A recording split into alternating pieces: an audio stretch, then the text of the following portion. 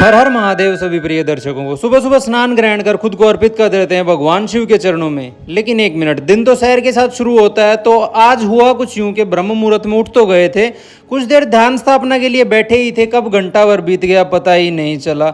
अतः आज का दिन शुरू हुआ है स्नान के साथ। तो अब आते हैं मुख्य कहानी पर। तो सबसे पहले अपना अस्पताल खोल देते हैं और शुरू हो जाती है भोजन की तैयारी का सिलसिला।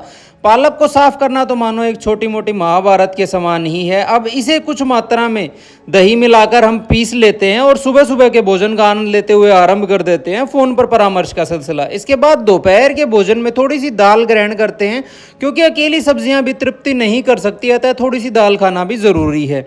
अब समय हो चला था अस्पताल की छुट्टी का, तो जल्दी से अस्पताल बंद कर हम पहुंच जाते हैं सुस्ताने के लिए, क्योंकि इन दिनों पित्त दोष खास तौर पर सक्रिय रहता है। अतः कुछ देर सुस्ताना इसके वेग को शांत करने हेतु काफी मालूम पड़ता है।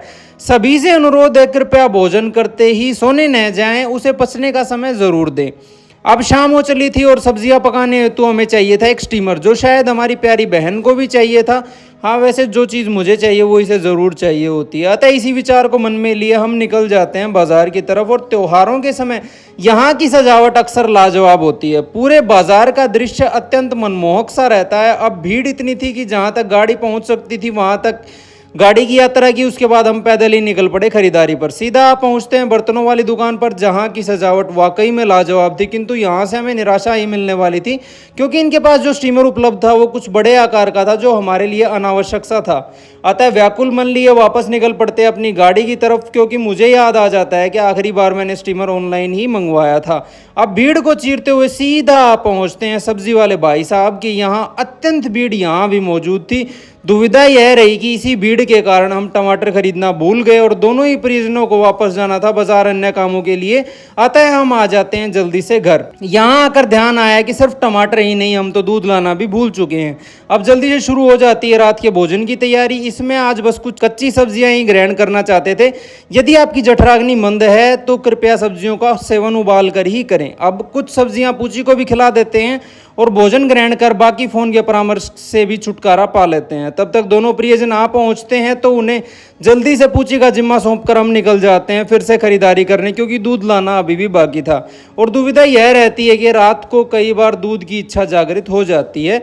अब इस समय तक बाजार पूर्णतः शांत हो चुका था, तो हम जल्दी से दूध खरीद कर वापस आ जाते हैं अपने घर। आते ही दूध उबलना रख देते हैं और शुरू कर देते हैं प्यारे पूची के साथ खेलना। और इसी कारण हमें उस समय जरा भी ध्यान नहीं रहा कि हमने दूध उबलने को रखा था। अब यही गलती अगर बचपन में हमारे घर में हमसे हो जाती तो माता श्री की मार बहुत पड़ने वाली थी।